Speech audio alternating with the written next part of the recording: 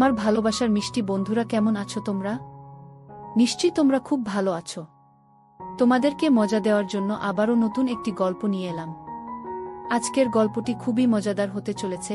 আমি শিওর বলতে পারি গল্পটি শেষ পর্যন্ত শুনলে তোমাদের দাঁড়িয়ে যাবে। তাই ভিডিওটা শুরু থেকে শেষ পর্যন্ত দেখার অনুরোধ রইল। তাহলে কথা না বাড়িয়ে এবার আসল ঘটনা আসি। আমার নাম শ্রাবণ। আমি নোয়াখালী জেলার সোনাইমুড়ি গ্রামে থাকি। পরিবারের সদস্য বলতে কেবল আমি আর আমার মা। আমরা এই দুজন ছাড়া পরিবারে আর কেউ নেই। বাবা 2 বছর আগে ডেঙ্গু জ্বরে মারা যায়। গ্রামের দক্ষিণ দিকে আমাদের বাড়ি। আমাদের বাড়ির পরে আর কোনো বাড়ি নেই। ক্ষেতখামার, পাহাড় জঙ্গলে ভরা, যেখানে প্রয়োজন ছাড়া কেউ কখনো আসে না। বাড়ির সাথেই কয়েক কাঠা জমি থাকায় আমাদের মা ছেলের সংসার কোনোমতে চলছে। বাবা মারা যাওয়ার পর পড়াশোনা বাদ দিয়ে মার সাথে মাঝে মধ্যে কৃষি কাজ করি। বেশি সময় আমরা সবজির চাষ করি, তাই যা কাজ করার আমরা নিজেরাই করি। আর সাথে আমি একটা কাপড়ের দোকান চালাই। এভাবে দুজনের সংসার বেশ ভালোই চলছে। আমার বয়স 24 বছর আর আমার মায়ের বয়স 39 বছর। আমার মায়ের 15 বছর বয়সে বিয়ে হয় আর আমি 1 বছর পরে আমি এই দুনিয়াতে আসি। আমার গায়ের রং খুবই ফর্সা। শুনেছি নানিও নাকি ফর্সা ছিল, তাই আমার শরীরের অঙ্গের মতোই অপরূপ সুন্দরী তিনি। এমন চেহারা সুন্দরী নারী আর নেই আমাদের গ্রামে। কেউ বলবে না আমার মায়ের 24 বছরের সন্তান আছে। 18-19 বছর বয়সী বিবাহিত নারীর মতো দেখতে। মার সাথে আমার মনের প্রচণ্ড মিল রয়েছে। আমায় অনেক ভালোবাসে আমার মা। কোনো দিন একটি বকাও দেয়নি জীবনে। যাই হোক, এবার আসল ঘটনায় আসি। মাকে নিয়ে কখনো আমার মনের মধ্যে খারাপ চিন্তা ছিল না। সাধারণ মা ছেলের মতোই। তবে বয়সের সাথে সাথে নিজের বয়সের চেয়ে বড় মেয়ে ও মহিলা দেখে মনের সুপ্ত বাসনা তৈরি হতে থাকে। স্কুলে পড়ার সময় কখনো ক্লাসের মেয়েদের দেখতাম না। ম্যাডাম বা আন্টিদের প্রতি নজর যেত সবসময়, আর এখন এটা আরও বেশি বেড়ে গেছে। 24 বছরে অনেকেই বিয়ে করে, কিন্তু আমার এখনও বিয়ে করা হয়নি। তার উপর কাপড়ের দোকান করি। দোকানে মেয়ে ও মহিলাদের পোশাকই বেশি। অনেক কষ্টে তাদের সামনে নিজেকে সামলাই। আর তাছাড়া গ্রামের একমাত্র কাপড়ের দোকান আমার। তাই সবাই এখানে আসে কেনাকাটা করতে। আমাদের গ্রামের এমন কোনো মহিলা বা মেয়ে নেই যাদের ওই কাপড়ের মাপ আমি জানি না। ভাগ্য ভাল হলে প্রায় মাপ নিতে গিয়ে কৌশলে হাত বুলিয়ে মনের আশ মিটাই। এভাবেই আরও বেশি খালা কাকিদের প্রতি আগ্রহটা বাড়ছে। হঠাৎ করে যে একদিন আমার জীবনের মোড় ঘুরবে তা কখনো কল্পনাও করিনি। এক রাতে আমার স্বপ্ন দোষ হলো। মা ছেলে দুজন মানুষ, তাই এক ঘর দিয়ে চলছি আমরা। মার আমার অপর পাশে একটা খাটে ঘুমায়। আমাদের মাঝে চাদরে বেড়া দেওয়া। উঠে বসে দেখি বিছানা একদম তলিয়ে গেছে ভিজে। লুঙ্গি শুকনো অংশ দিয়ে বিছানায় ভেজাটুকু কোনো রকমে মুছে টয়লেটে গেলাম। টয়লেট শেষে ঘরে ঢুকতেই হঠাৎ চোখটা মার দিকে গেল, আর চোখ আটকে গেল সেদিকে। শাড়ি উপরে উঠে পায়ে কিছুটা বেরিয়ে আছে, কিন্তু এটুকু দেখে আমার চোখ আটকে গেল। নিজের অজান্তেই কেমন একটা ঘোরে হারিয়ে গেলাম। আমিও একটু এগিয়ে মার কাছে গেলাম। মা গভীর ঘুমে আছে। নিঃশ্বাসের সাথে বুকটা ওঠানামা করছে, আর আমার মনে হচ্ছে কেউ যেন আমার বুকে ঢাক পিঠাচ্ছে। মন ভরে অধীর আগ্রহে মার সৌন্দর্য উপভোগ করছি। হঠাৎ মা আডমোডা ভাঙতে লাগলো ঘুমের মাঝে। আমি দ্রুত নিজের বিছানায় এসে শুয়ে পড়ি। সারাটা রাত শুধু মার কথা ভেবেই পার করলাম। একটুকুও ঘুমাতে পারলাম না। অনেকক্ষণ পরে চোখ বুজলাম। সকালে উঠে উঠোনে গিয়ে দেখি মা গরুর দুধও দোয়াচ্ছে। আগেও দেখেছি, কিন্তু আজ চোখে পড়ল মার পিঠ অনেকটা খোলা, মসৃণ ত্বকের পিঠ দেখে সিনেমার নায়িকাও ফেল। রাতে মার সামান্য সৌন্দর্য দেখেই আমি মার প্রতি নিষিদ্ধ আকৃষ্টতা অনুভব করতে লাগলাম। এটা খারাপ বা ভালো এমন কোনো চিন্তাই মাথায় আসছে না। মার পেছনে দাঁড়িয়ে দেখে যাচ্ছি, হঠাৎ মা পিছন ফিরলে চমকে গেলাম দুজনেই। হায় হায়, মা কি বুঝে ফেলল নাকি? কিন্তু মা বলল, শ্রাবণ, বাবা ঘুম ভাঙছে তোমার? তোমাদের বলে রাখা ভালো, মা আমাকে সব সময় বাবা বলে ডাকে আর তুমি করেই বলে। যাই হোক, আমার কথা মনে হলো না যে সে বুঝেছে আমি কি করছিলাম। মা বলল, যাও মুখ ধুয়ে আসো, খাবার দিচ্ছি। মা, আজকে দুধ খাবো। এই দুধ খাওয়া। আমি মনে মনে অন্য কিছু বলতে লাগলাম। আমার ডাকে সম্বিত ফিরল। মা বলল, এই দুধ খাবি? এখন দোহাইতাছি, গরম না করলে খাবি কিভাবে? আমি বললাম, আমি এভাবেই খাবো, তুমি খাইয়ে দাও। আচ্ছা আসো। এই নাও পাগল ছেলে। মা গ্লাসে করে দুধ ঢেলে এগিয়ে দিল। মা মুচকে গেছে আমার চুলায় দিয়ে বলল, এখন যাও হাত মুখ ধুয়ে আসো, খাইতে দিব। আমি হাত মুখ ধুয়ে খেতে এসে মাকে বললাম, আজ আমাকে খাবার দাও। মা অবাক হয়ে বলল, আজ কি হয়েছে তোমার? আমি বললাম, কেন মা? মা বলল, খাওয়াই দিতে পারবা না। কি বলছো? তাহলে এমন জিজ্ঞেস করো কেন? আচ্ছা বাবা, রাগ করো না, আসো আমি খাইয়ে দেই। এমন সময় আমি বললাম, আচ্ছা মা, তুমি আমাকে ভালোবাসো? আমার এমন প্রশ্ন শুনে মা এক প্রকার ভয় পেয়ে বলল, কি হয়েছে তোমার? আজকে এমন কেন করছো? শরীর খারাপ নাকি? বলে আমায় কপালে গালে ছুঁয়ে দেখতে লাগলো জ্বর আছে কিনা। আমি বললাম, আরে মা, আমি ঠিক আছি, আমার কিছুই হয়নি। জিজ্ঞেস করতে মন চাইল। মা বলল, তুমি ছাড়া আমার জীবনে আর কেউ আছে নাকি? তোমাকে নিয়ে আমার সব, আমার প্রাণ তুমি। নিজের জীবন থেকেও তোমায় বেশি ভালোবাসি, কিন্তু হঠাৎ এসব কেন জানতে চাইছো? মা, তুমি বাবা মারা যাওয়ার পর থেকে আর আগের মতো নেই, সাজুগুজু করো না, নতুন কিছুও পড়ো না, আমার কিন্তু এসব ভালো লাগে না। মা নিরাশ হয়ে বলল, বাবারে, স্বামী মারা গেলে কোনো নারীর অস্তিত্ব থাকে না। তুমি আমার জীবনে আছো বলেই আমি বেঁচে আছি, না হলে আমি আগে মারা যেতাম। আমি বাবাকে অনেক বেশি ভালোবাসতে, তাই না? মা বলল, সব স্ত্রী তার স্বামীকে ভালোবাসে, আমিও ভালোবাসতাম, কিন্তু মা আমাকে ভালোবাসে না, তার প্রমাণ দিয়ে দিলেন। আমার পছন্দ তুমি সেজেগুজে থাকো, কিন্তু তুমি তা করো না। আমায় ভালোবাসলে এমন করতে না। তুমি খুশি থাকো, তা চাই আমি। তুমি একটা বিয়ে করে আবার সুখের সংসার করো, তাহলে জীবনটা ভালো কাটবে। কেন এসব বললাম আমি নিজেও জানি না, মনে হলো আর বলে দিলাম।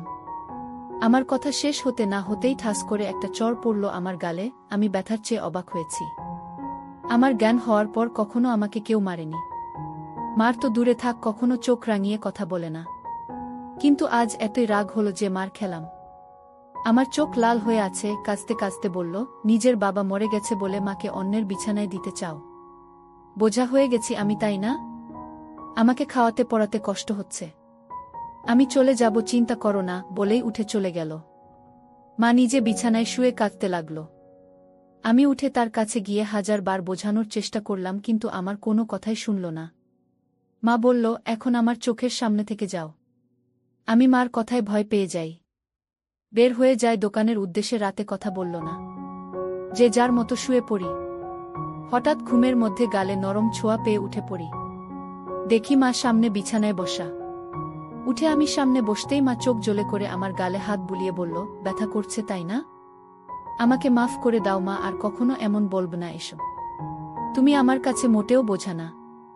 আমি ভেবেছি হয়তো তোমার ভালো হবে, কিন্তু তুমি কষ্ট পাবে জানতাম না। আমায় মাফ করে দাও।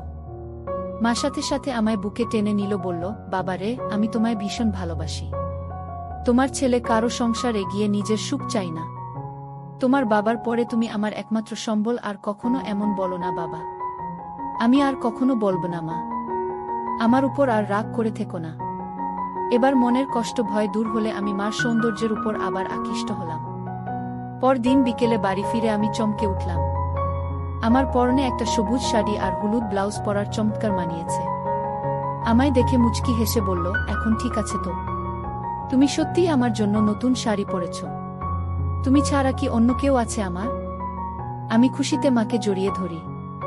মাও সাড়া দিল, তুমি আমার জান, তোমার খুশি আমার খুশি। তুমি নতুন নতুন সাজবে, তা আমার খুবই ভাল লাগে। মা বলল, বুঝেছি, তোমাকে এখন সুন্দরী একটা মেয়ে দেখে বিয়ে দিতে হবে। আমি বললাম, মা আর কখনো বিয়ের কথা আনবে না। মা বলল, সে কি, বিয়ে কেন করবে না? আমি শুধু তোমায় নিয়ে থাকব। মা বলল, আরে পাগল ছেলে, আমি তো থাকবই। বিয়ে করতে তাতে সমস্যা কোথায়? আমি বললাম, আমার আর তোমার মাঝে অন্য কেউ আসতে পারবে না। আমি চাই না আমাদের মাঝে কেউ আসুক, আর কখনো বিয়ের কথা বলবে না। তুমি ছাড়া আর কাউকে নিয়ে আমি সংসার করতে চাই না। আমার কথা মা ছেলের মমতা মনোভাব বুঝেছে, কিন্তু তা ছাপিয়েও যে আমি তার মন প্রাণ সব পাওয়াটা ভাবছি, তা তো সে জানে না। আচ্ছা বাবা, আর বলবো না। মা কিছুক্ষণ আমায় চেয়ে দেখল ও বলল, আচ্ছা যাই হোক, বললে না তো আমায় কেমন লাগছে? আমি বললাম, একদম পরীর মতো লাগছে তোমায়। মা লজ্জা পেয়ে বলল, দুষ্টু, খালি মজা করো, সত্যি বলছি আমি, বিশ্বাস করো। আচ্ছা আচ্ছা হয়েছে, এখন যা গোসল করে আয়। আমি পুকুরে গেলাম গোসল করতে। বাড়িতেই পুকুর, আমাদের ঘরের পাশে। আমি গোসল করে গা মুছে সেই হালকা ভেজা গামছা পরে এসে মার সামনে দাঁড়িয়ে বললাম, ভিতর থেকে লুঙ্গি এনে দাও মা। হঠাৎ মার চোখ খেয়াল করলাম আমার গামছার দিকে। নিচে তাকিয়ে দেখি আমার ওটা স্পষ্ট আকারে বোঝা যাচ্ছে, তার মানে কি মা তাই দেখছিল, আমি মেলাতে পারলাম না। সেদিন রাতে হঠাৎ ঘুম ভাঙল একটা অদ্ভুত শব্দে। উঠে ভাবলাম মার কাছে গিয়ে দেখি বিছানায় নেই মা, দরজা খোলা। হয়তো বাহিরে কোনো সমস্যা হয়েছে কি না ভেবেই তড়িঘড়ি করে বাহিরে গেলাম। মাকে ডাক দিলাম কিন্তু সাড়া নেই। হঠাৎ একটা শব্দ এলো গোসলখানা থেকে। পুকুরে গোসল করে মা, তবে মাঝে মাঝে গোসলখানায় করে, তাই সেখানে এগিয়ে গেলাম দেখতে, শব্দ খুঁজতে। এগিয়ে যেতেই শব্দ বাড়ছে। হঠাৎ শব্দটা কেমন অদ্ভুত হল, বুঝতে পারছি না এমন শব্দ কিসের জন্য করছে মা। এগিয়ে গোসলখানা কাছাকাছি যেতেই পর্দার ফাঁকে যা দেখতে পেলাম তা মার প্রতি আমার ধারণাই পাল্টে গেল। গোসলখানার দরজা নেই, পর্দা লাগানো বলে সব দেখছি, কিন্তু মা জানেই না। মা টিউবওয়েলের চোখা অংশের উপর বসে আজব কাজ করছে। শাড়ি পরা বলে তা দেখা যাচ্ছে না, কিন্তু বোঝা যাচ্ছে। কাজ সেরে মা টিউবওয়েল থেকে নেমে গেলে আমি চুপি পায়ে ঘরে শুয়ে পড়ি। চোখ বুজে হালকা খুলে দরজায় নজর রাখে ঘুমের ভান করে, আর লুঙ্গি তুলে রাখি যেন দেখা না গেলেও আমার কৌতূহল বাড়ে। আমার ঘরে ঢুকল, দরজা আটকে আমার বিছানার কাছে এসে দাঁড়াল। সে দাঁড়িয়ে থাকায় তার চোখে বাড়ি থেকে জানলার ফাঁক দিয়ে আসা চাঁদের আলো স্পষ্ট দৃষ্টি আমাকে গিলে খাচ্ছে। ঘুমের মাঝেখানে আমি আধমোড়া ভাঙার ভান করলাম, তাতে মা তড়িঘড়ি করে চলে গেল নিজের বিছানা। আমার মন খুশিতে নেচে উঠল মার আমার প্রতি এতই আকর্ষণ দেখে। কখন যে মার কথা ভাবতে ভাবতে ঘুমিয়ে গেলাম বলতেও পারি না। সকালে ঘুম ভাঙতে উঠে দেখি মা এখনো ঘুমিয়ে আছে, কিন্তু অবাক করা বিষয় দেখে মাঝখানে চাদরটা সরিয়ে রাখা। মাকে দেখে আমার চোখ আটকে গেল। আমি মাকে ডাকলাম, মা উঠো, সকাল হয়ে গেছে তো। আজকে এত সকাল হয়ে গেল এখনো উঠুনি যে। মা ঘুম থেকে চোখ মেলে উঠে বসল, কিন্তু সামান্য বিচলিত নয় আমায় দেখে যে তার কাপড় ঠিক নেই। স্বাভাবিক গতিতেই কাপড় ঠিক করে বিছানা থেকে নামল। মা এত দেরিতে উঠলে, ক্লান্ত নাকি? পরিশ্রম করা হয়েছে খুব, তাই ক্লান্ত। এখন ভাল লাগছে। আমি মনে মনে বললাম, কি পরিশ্রম তা তো জানি। এই চাদর সরালো কে? আমি সরিয়েছি। ঘরে আমরা ছাড়া কেউ নেই, তো চাদর রেখে কি হবে? আর যে গরম পড়েছে, এভাবে চাদর থাকলে আলো বাতাস চলাফেরা করে না। মার যুক্তি শুনে মুচকি হাসলাম মনে মনে। মা বলল, বাবা তোমার খিদে লেগেছে তাই না? তুমি হাত মুখ ধুয়ে আসো।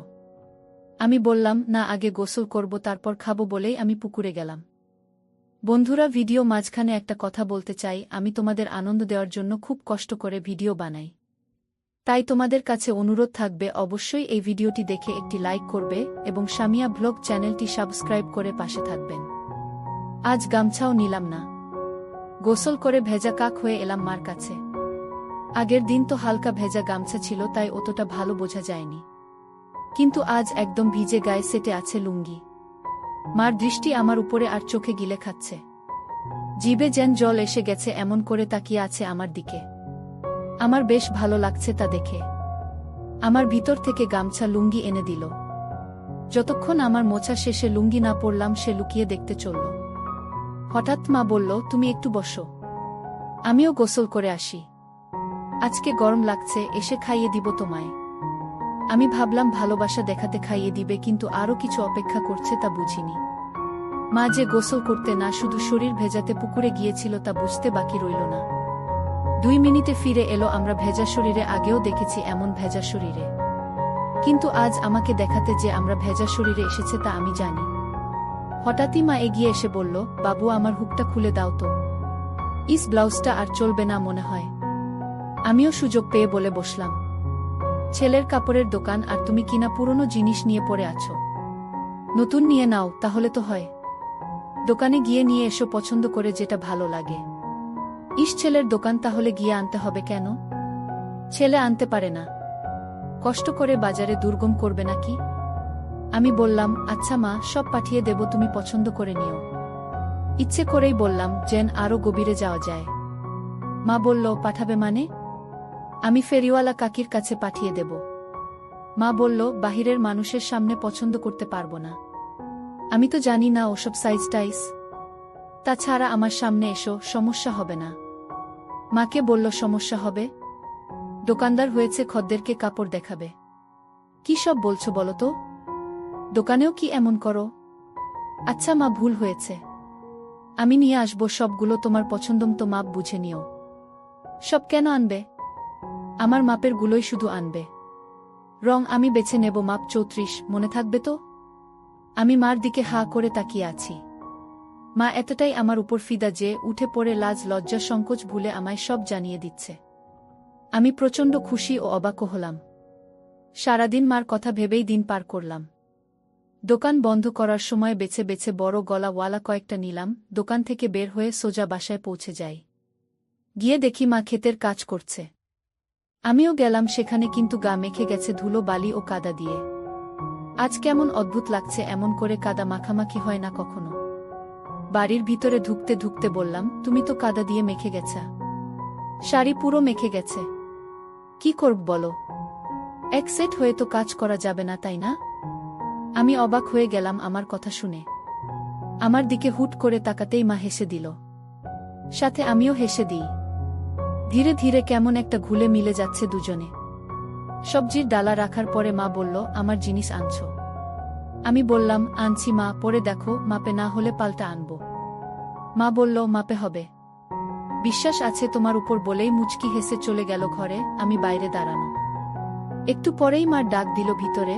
যেতে যেতে ভাবলাম মজার কিছু হবে, কিন্তু মা হতাশ করল। মা হাতে একটা হলুদ শাড়ি আর গামছা।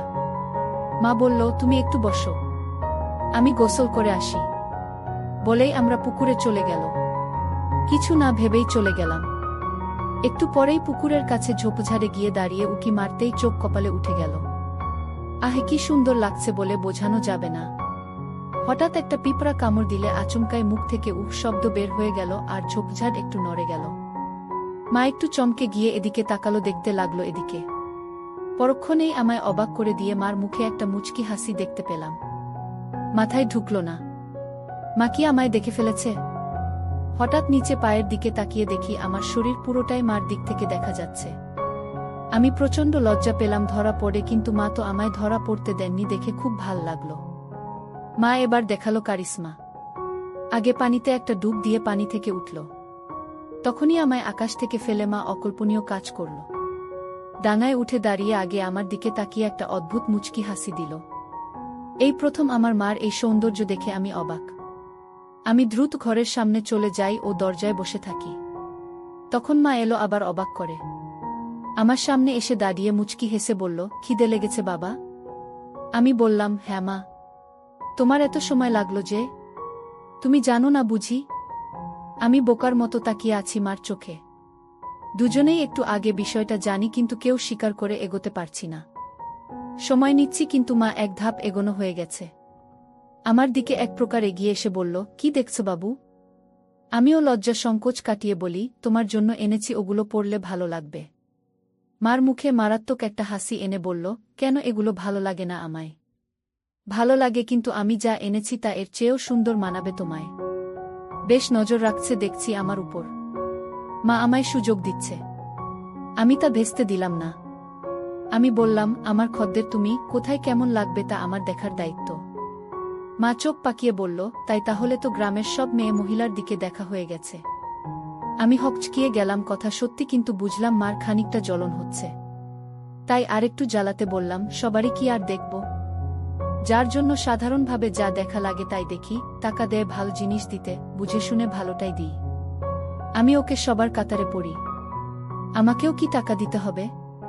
আমি মুচকি হেসে বললাম, যদি খদ্দের হয়ে থাকো তাহলে দেবে টাকা। মার অধিকারে টাকা নেওয়া পাপ। তুমি কি হিসেবে চাও? ঢিল মেরেছে। এবার ঘুঘু ধরা নিজেই পড়তে চায়, তাই ঢিল নিজেই গায়ে লাগাচ্ছে। আমরা তা দেখা যাবে। তুমি বসো বলেই আমরা ভেজা শরীর নিয়ে ঘরে চলে একটা। কিন্তু দরজা খোলাই আছে, কখনো এমন করেনি, কিন্তু আজ করেছে। 2 মিনিট পরেই আমার হঠাৎ তাকে ভয় পেলাম। ভাবিনি এত তাড়াতাড়ি থাকবে, কারণ এত তাড়াতাড়ি কাপড় পরা হয় না। তাহলে ডাকলো কেন?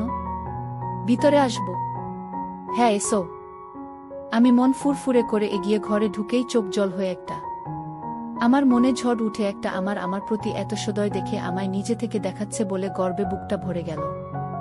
আমি মার সামনে গিয়ে দাঁড়িয়ে আছি। এমন সময় আমার গলায় সে বলল, কি হলো দোকানদার? ঠিকই তো এনেছে দেখছি। এতই ভালো মাপ কি করে আনলে? আমিও আমার সামনে খদ্দেরদের সাথে যেভাবে কথা বলি সেরকম বললাম, এত বছর ধরে ব্যবসা করি, জানব না? অন্যদের তো মাপ নিতে হয়। আমার লাগলো না যে। আমি তোমার কি অন্যের সাথে যাই? তুমি আমার সামনে সব সময় থাকো, আগাগোড়া সবই তো দেখা আছে। কথাটা আচমকা বলেই ফেললাম, যদিও এখনই বলতে চাইনি। কিন্তু আমার মুখে তা শুনে দুষ্টু হাসি। যাক, ভালো এনেছা। তোমার গায়ে ফিট হয়েছে তো? কোনো সমস্যা হলে বলো, অন্য মাপের আনবে তাহলে। একদম ঠিক আছে, কিন্তু একটা জিনিস বলা দরকার। কি বলো বলো? আমার উত্তেজনা দেখে আমরা হেসে দিল মুখে হাত দিয়ে। আমিও সামনে লজ্জা পেয়ে বললাম, কি জিনিস মা? আর কোনো সমস্যা না। একদম মাতামাতি হয়েছে, কিন্তু আমার আরেকটা টাইপ করার ইচ্ছা। না তো তুমি জানোই। তবুও একবার মাপ নিয়ে নাও। আমি আমার মায়ের প্রতি এতই আহ্বান দেখে মুগ্ধ। মা তার গায়ে ছোঁয়ার সুযোগ করে দিচ্ছে। আমি এতই মুগ্ধ যে তাকিয়ে আছি। তুমি মনে হয় মাপ নেবে না? সরকার করেনি? আরে না মা, এই তো নিচ্ছি। এক প্রকার দৌড়ঝাঁপ করে ফিতা এনে আমার সামনে দাঁড়ালাম। অন্যদেরও তো স্বাভাবিকভাবেই মাপ নেই, কিন্তু আমার সামনে সে বুক ধরফর করছে। কোনো পাশ থেকে শুরু করব তাই বুঝতে পারছি না। এতই পাগল হয়েছি যে কিসের জন্য মাপ নিব তাই জিজ্ঞাসা করিনি মাকে। মা মুচকি হাসছে আমার কাণ্ড দেখে। কি হল, হাসছো কেন মা? কিসের মাপ নিবে তুমি জিজ্ঞেস করছো? ও তাই তো। কিসের? জামার। পাগল ছেলে, তুমি যে দোকান করো কিভাবে জানি না? না, এই ধরো বলেই আমার হাত দুদিকে ছড়িয়ে দিল। আমি একটু ঝুঁকে পিছন দিয়ে ফিতা এনে বুকের উপর রাখলাম। এখনো তাই করিনি। আমরা তাও বলল, আর তাই আমায় বুকে একটা কাঁপুনি হলো আর মুখে পাগলাটে একটা চাননি। আমার চাইনি দেখে মা একটু বিরক্ত হয়ে বলল, কাস্টমারদের সাথে এমন আচরণ করো তুমি? একটা মাপ নিতে এত সময় লাগে কেন? যত যাই হোক তুমি তো মা। তাতে কি হয়েছে? কাজের জায়গায় বাহিরে হলে কি এতই স্বাভাবিকভাবে তোমায় বলতে পারতাম? তুমি নিজের পেটের সন্তান, তাও যদি এত রংচং করো। লাগবে না, যাও। বলেই আমার সরে যেতে নিলে আমি হাত ধরে বলি, আচ্ছা এসো মাপ নিচ্ছি। কত রাগ করে গো? নয়তো কি করব? বাহিরের মানুষের কাছে গিয়ে মাপ দিব? আচ্ছা হয়েছে, এসো হাত সরাও। মা বলল, পারব না। পারলে তুমি সরিয়ে নাও। আমার এই অভিমান অনেকটা ভাল লাগলো। আমি এবার সংকোচ কেটে গেল, তাই আমিও এগিয়ে গেলাম। বন্ধুরা, আজকের গল্পটি যদি তোমাদের ভালো লেগে থাকে তাহলে অবশ্যই ভিডিওটিতে লাইক করতে ভুলবে না। আর এরকম নতুন নতুন গল্প পেতে আমাদের সামিয়া ব্লগ চ্যানেলটিকে সাবস্ক্রাইব করে পাশে থাকবে।